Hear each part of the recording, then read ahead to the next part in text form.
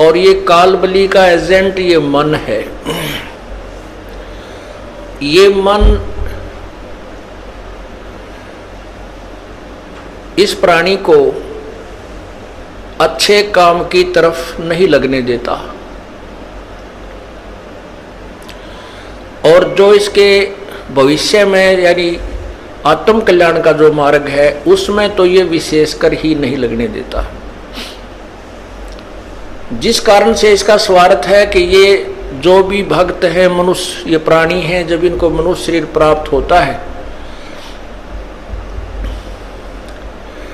ये पूर्ण परमात्मा से परिचित ना हो जाएं और उसके ज्ञान को ये समझ ना लें, जिस कारण से ये तेरे जाल से निकल जाएंगे और तेरा ये संसार उजड़ जाएगा। क्योंकि काल भगवान को 1,00,000 मानव शरीरधारी प्राणियों के सूक्ष्म शरीर में पूरे जीवन में जो वासना वो इकट्ठी करते हैं उसको तपतशिला पर भून कर उनको तल कर वो वासना निकाल कर अपना आहार करता है, आनंद मनाता है। या किसी का बेटा मरता है, किसी की बेटी मरती है, किसी के माता पिता मर जाते हैं, किसी के रिश्तेदारों की मृत्यु होती है और वो आनंद मनाता है। इसलिए ये काल भगवान इस जीव को अच्छे रास्ते पर नहीं लगने देता। अब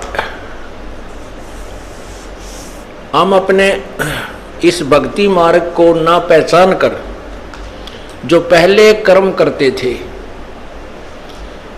भले ही हम बहुत अच्छे काम भी करने की चेष्टा करते थे, भाई किसी की आत्मा ना दुखावें, ऐसी भी पुण्यात्मा बहुत है जो बीड़ी शराब मांस तंबाकू को नहीं छूती और ना उनकी नीयत किसी का बुरा करने की है। ऐसी भी कोई पिछले संस्कार ही उन पुण्यात्माओं के हैं, लेकिन फिर भी भगवान की तरफ आस्था नहीं है, परमात्मा की तरफ रुचि नहीं है। स्वाभाविक जैसे कोई 6 महीने में 1 वर्ष में कोई अपना जैसे परंपरागत पूजा है, वहाँ घर का एक सदस्य जाकर सारे का काम सबकी मन्नत मांग आता है और उसी को हम भक्ति मानते हैं, उसी से हम अपना आध्यात्मिक कर्म पूरा मान लेते हैं। उसके बारे में परमात्मा बताते हैं,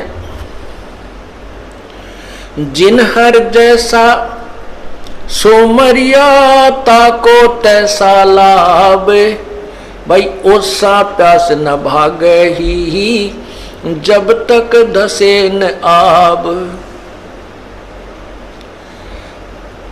जो ये यथार्थ भक्ति मार्ग को ना समझकर साधना हम किया करते थे, लोक वेद के आधार पर जो साधना करते थे, वो पूजाएं तो ऐसी थी जैसे ओस चाट रहे हों।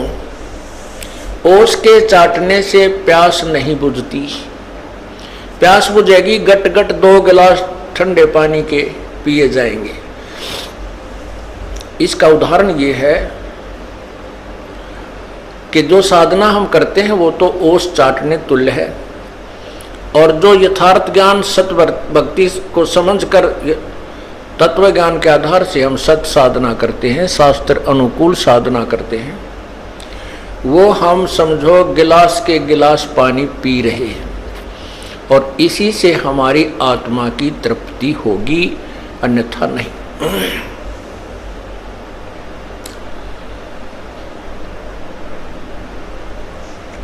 परमात्मा बताते हैं तत्व ज्ञान के अभाव से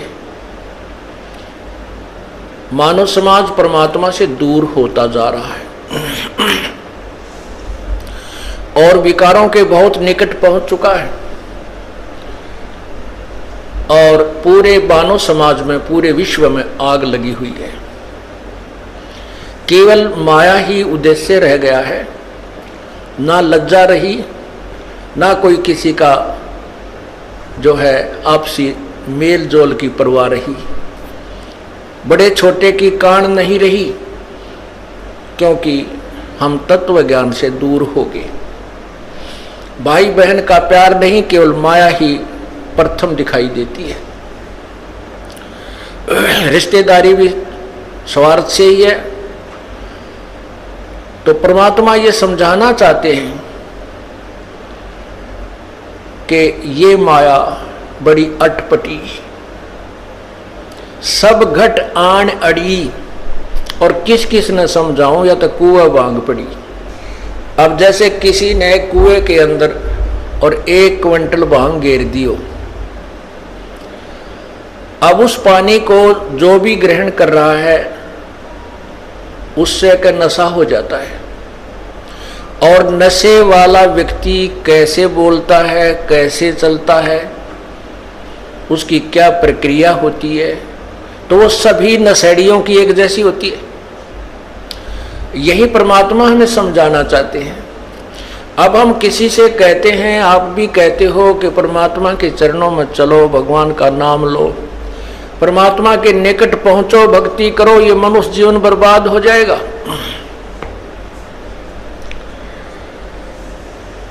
तो प्रथम तो इस बात ने कोई सुनकर राजी नहीं। क्या कहते हैं भाई, काम भी तो करना है, सत्संग में जाए तो के पार पड़े है, के पूरा पट्टे है। यानी कोई ना कोई बहाना ऐसा अड़ा कर बैठ जाते हैं कि वो कहने वाला चुप ही, समझाने वाले को चुप ही होना पड़ता है कि भाई यो नहीं मानना, कति ढीठ हो रहा है। तो उसके बारे में परमात्मा बताते हैं। फिर इसकी विरानमाटी शुरू होती है इस प्राणी की। जब तक पिछले जन्म के पुण्य आपके साथ हैं, अर्थात आपकी बैटरी चार्जड है और वर्तमान में चार्जिंग पर नहीं लगाई है, तो जब तक पूर्व जन्म की चार्ज, उसमें जितनी चार्जिंग हो रही है वो उतने समय तक तो पूरा काम करेगी। और जब वो डिस्चार्ज हो जाएगी, आगे चार्जर है नहीं, तो वो एक कदम बंद हो जाएगी। ना कोई पंखा चलेगा, इन्वर्टर की जो बैटरी चार्ज की जाती है, तो जब तक वो चार्जड है तब तक तो पंखा भी चल रहा है, बल्ब भी जग रहा है, कूलर ने भी घुमा रही है। और भविष्य में वो चार्ज नहीं की गई तो एक कदम बंद हो जाएगी, ना पंखा चलेगा और ना कोई उजाला रहेगा। परमात्मा क्या बताते हैं कि जो पुण्यात्माएं ये कहते हैं कि हमने शराब पीते हैं, ना हम किसी का बुरा करते हैं, ना हम बीड़ी तंबाकू प्रयोग करते हैं, तो हमें नाम लेने की क्या आवश्यकता है? हमने तो नाम ले ही रखा है, हम तो भगवान के वैसे ही निकट हैं। पुण्यात्माओं, यही ज्ञान सत्संग में समझाया जाता है जो हमें नहीं है। जो हमें ज्ञान नहीं है वो परमात्मा की वाणी से ही तुलना की जाती है, और परमात्मा की वाणी को हमें अंतिम मानना होगा, क्योंकि उसके वचन में कमी नहीं है। यह तो हमारी अज्ञान सोच है कि हम इस पर कितना तोल सकते हैं। हमारा जो मेजरमेंट टेप है वो ISI मार्क नहीं है, वो छोटी बड़ी है, तो हम उसी से नापते रहते हैं। तो वो मेजरमेंट, वो नाप तोल ठीक नहीं। हम संतों की वाणी जो ISI मार्क है उससे तोलेंगे और फिर अपने जीवन को सुचारू करेंगे तो हम सफल होंगे। तो उनके लिए बताया जाता है कि ठीक है, बहुत अच्छी बात है, ये तो मानुष जीवन का प्रथम कर्तव्य है, किसी का बुरा नहीं करे, सोचे भी नहीं। और बीड़ी शराब मांस तम्बाकू तो ये तो मनुष्य आहार है ही नहीं। मनुष्यों में भी जो बद व्यक्ति होते थे, जो गांव से निकाल दिए जाते थे, जंगलों में रहा रहने लग जाते थे, वो राक्षस वो प्रयोग क्या करते थे। मानव समाज में स्वीकार्य नहीं है, और अब कोई गांव खाली नहीं, कोई घर खाली नहीं जो ये विकार ना हो। तो जैसे अच्छी बात है, जो अच्छे पुण्य कर्म है पिछले, बुराई नहीं कर रहे, लेकिन भविष्य में भविष्य में कोई चार्ज नहीं कर रहे अपने जीवन को।